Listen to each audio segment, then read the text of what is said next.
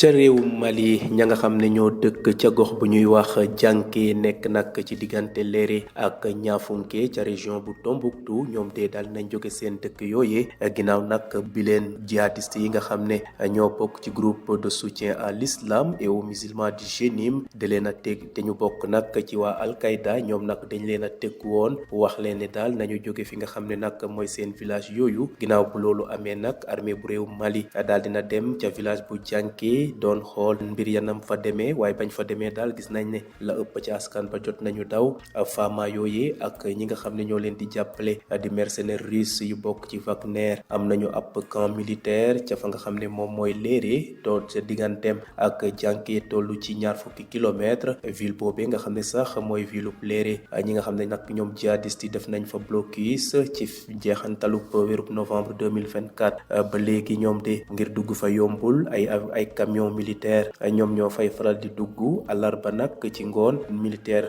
malien yi demee djihadiste yu bokk waa Jénim nag dellusiwaat nañu ca fa nga xam ne mooy Janké daal di nag jëlaat seen tëkkuy daal jëmale ko ci askan ba wax leen ne yéen ñi nga xam ne yéen a fi des nag bu yeboo ngeen roñ seen bagage ngeen dem laataa ñuy ñëwaat te su ñëwaatee du baax ci yéen.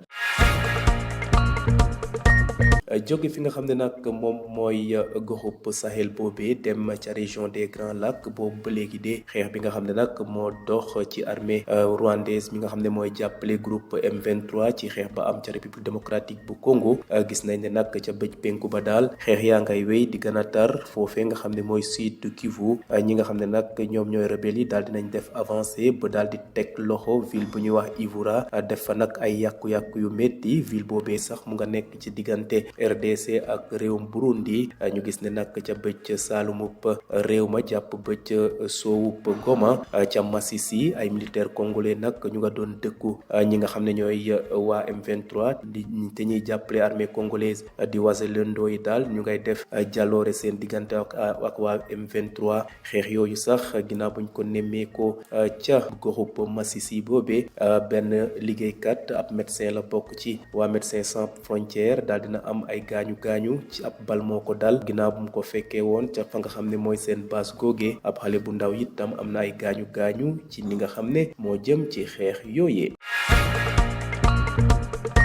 jeexalee xibaaru bitim réew yi ca fa nga xam ne mooy Asie Pacifique tey jii ci bésub arjuma ji yemoo ko 20 fan ak benn ci weeru février ministre des affaires étrangères bu réewum Australie di Penny Wong daal dina wax ne daal am na njàkkare lool ak la nga xam ne dafa indi lëndëm ci exercice militaire yoo xam ne dañuy sokki ay balles réelles te ay bateau chinois ñoom ñoo koy dox def ca wetu Australie ba tax na nag loolu daal jaaxal na leen ki nga xam ne nag mooy ministre des affaires étrangères bu réewum Australie wax ne nag la ñuy def neexu leen ba tax na nag dinañ ci waxtaan ak njiitub Chine ca li nga xam ne exercice yooyu ñuy def ñu wax ana lan moo ko wundu loolu de la Penny Wong xamle tey jii ci suba ca fa nga xam ne mooy Johannesburg ca Afrique du Sud ginnaaw bu mu doon bokk ci réunion bu nga xam ne waa G20 ñoom ñoo ko doon amal. Au Mali, les habitants de la localité de Janké, située entre Léré et Niafounké, dans la région de Tombouctou, ont dû quitter leur village sous la menace du groupe de soutien à l'islam et aux musulmans Jénim liés à Al-Qaïda. Les djihadistes ont sommé les habitants de partir. L'armée malienne s'est ensuite rendue dans le village de Janké, largement déserté par